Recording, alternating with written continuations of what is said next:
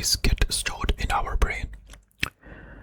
To begin with, we need to first understand that our memories are not stored in one particular place like how it is stored in a storage box.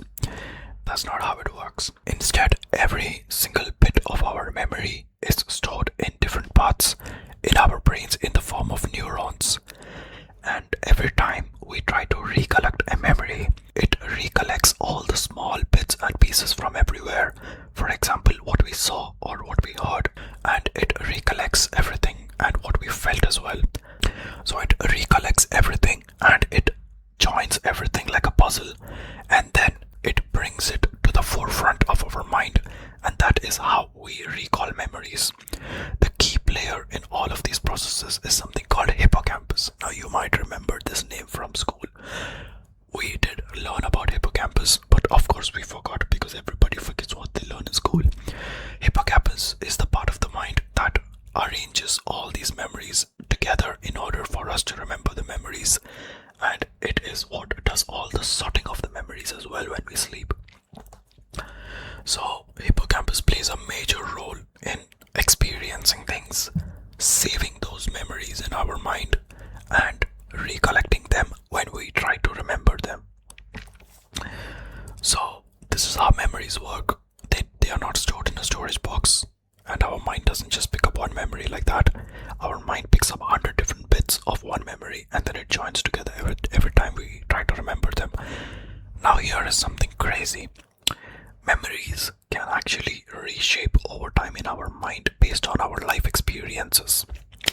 We might remember a particular scenario and how the outcome was in one way, but later on in our life, if we come across some sort of information which proves that the outcome that we experienced and that we remember of is extremely unlikely, our mind could actually reshape that memory in our head. And the next time we try to remember that memory, we might remember it as a different memory, like how it would have likely turned out. But in reality, that memory was actually the unlikely outcome. So this is how our mind sorts memories, this is how we recollect memories, and this is how things can change in our mind. Also, another thing, there are some memories which are very strong and some memories which are pretty weak.